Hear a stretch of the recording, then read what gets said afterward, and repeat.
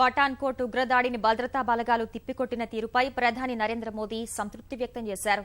ఇటీవల దాడి జరిగిన వైమానిక స్థావరాన్ని సందర్శించిన ఆయన అక్కడి భద్రతా పరిస్థితుల్ని సమీక్షించారు. భారత్ పాక్ సరిహద్దు ప్రాంతాన్ని విహంగ వీక్షణం ద్వారా పరిశీలించారు. పాకిస్తానీ ఉగ్రవాదుల దాడితో 3 రోజుల పాటు అట్టుడికిన పఠాన్కోట్ వైమానిక స్థావరాన్ని ప్రధాని నరేంద్ర మోదీ సందర్శించారు.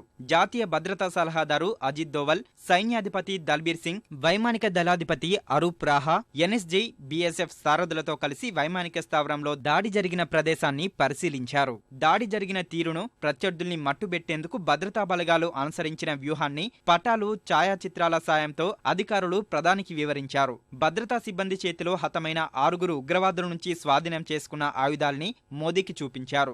దాడి తర్వాత వైమానిక స్థావరం వద్ద భద్రతా పరంగా తీసుకున్న చర్యల్ని నివేదించారు. ఉగ్రదాడి దర్యాప్తు పురోగతిని ఎన్ఐఏ అధికారులు మోదీకి వివరించారు. భారత్ పాక్ సరిహద్దు ప్రాంతాలని ప్రధాని విహంగ వీక్షణం ద్వారా పరిశీలించారు.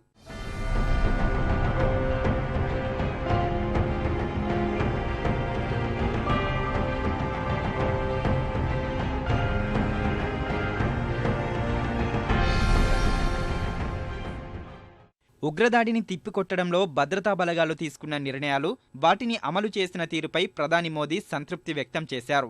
వేర్వేరు విభాగాలకు చెందిన సిబ్బంది సమన్వయంతో పనిచేస్తారని పఠాన్కోట్ పర్యటన తర్వాత ట్విట్టర్లో పేర్కొన్నారు. ముష్కరులతో పోరులో ధైర్య సాహసాలు కనబరిచిన జవాన్లను ప్రశంసించిన ప్రధాని దేశానికి వారు గర్వకారణమని కొనియాడారు.